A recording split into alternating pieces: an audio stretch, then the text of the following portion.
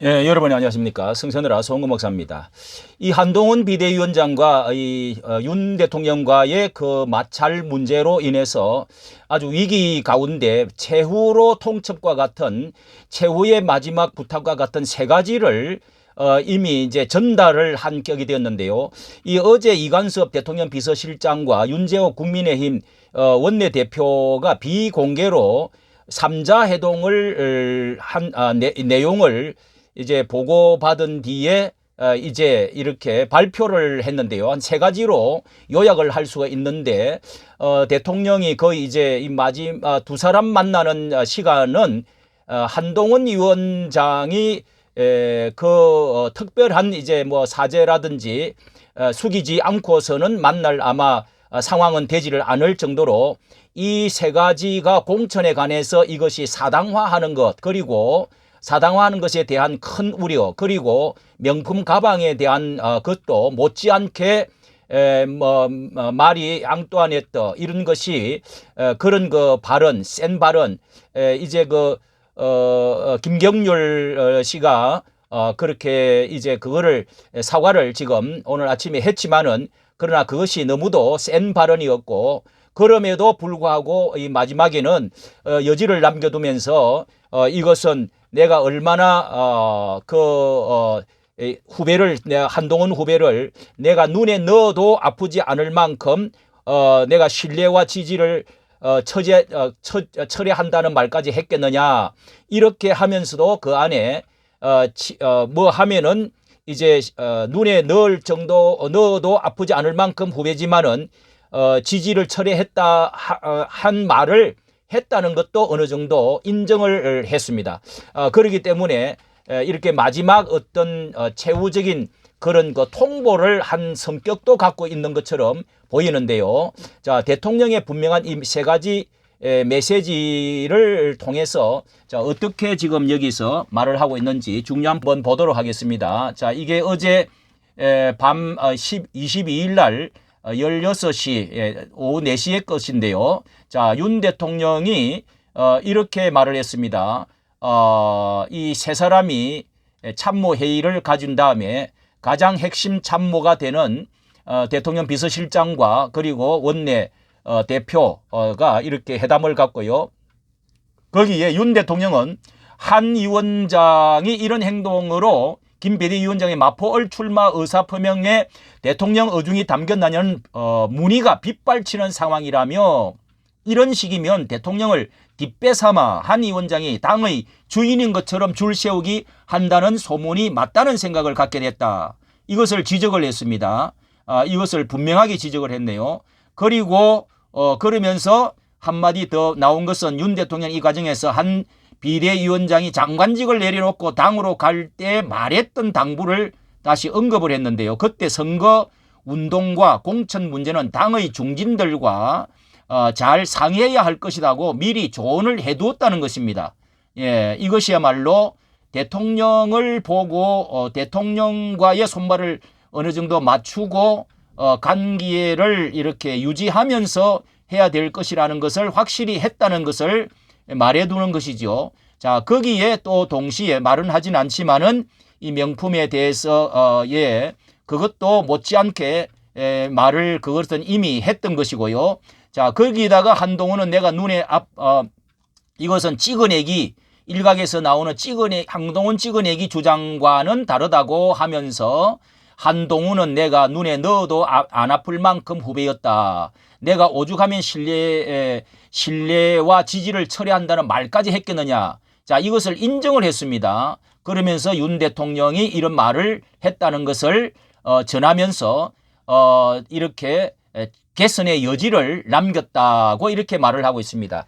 그러나 이것이 얼마나 상당히 뼈아픈 뼈가 있는 말이라는 사실을 알 수가 있는데요. 자, 이런 것 자기 대통령 후보가 될 수 있다고 하는 그것도 이제 물 건너 가는 것이 아니냐 하는 의견이 많습니다. 왜냐하면은 윤석열은 자기를 총장으로 세워 주었던 이 문 대통령에 대해서 이렇게 저항을 하고 인기가 올라와서 대통령이 됐는데 그때와 상황이 여러 가지 다른 것은 더욱이 윤석열 대통령은 너무도 이게 아주 총장을 시켜준 것이 아니고 이것은 법무부 장관을 아주 직속으로 올려서 이렇게 엘리베이터를 태워가지고 그렇게 해서 직속으로 바로 올려줘서 이 법무부 장관 그리고 이 비상대책위원 대표까지 이렇게 하게 된 것은 대통령의 의중이 아니고서는 대통령을 보고서 국회의원들이 전적으로 세워주었고 그리고 또 3년이나 남은 임기가 남은 상황에 이렇게 한다는 것은 이미 대통령의 마음속에 큰 상처를 받고 이미 이것은 아니다 한 것이라는 것을 이 글자에 이번에 통보한 것에 보면은 충분히 알 수가 있다. 한동훈은 속내가 완전히 드러났다.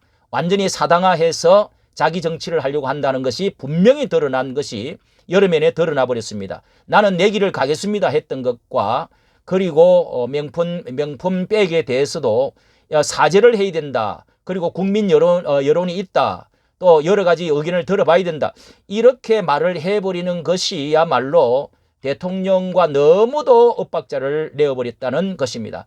상처 개인적으로 볼 때는 국가 전체적인 볼 때는 몰라도 큰 상처가 되어졌죠. 자, 이런 점에서 저는 성경을 생각이 났는데요. 에스겔서 7장 10절의 말씀을 보니까요. 이 몽둥이가 꼽히며 교만의 싹이 교만의 싹이 났도다 하는 이런 말씀이 있습니다.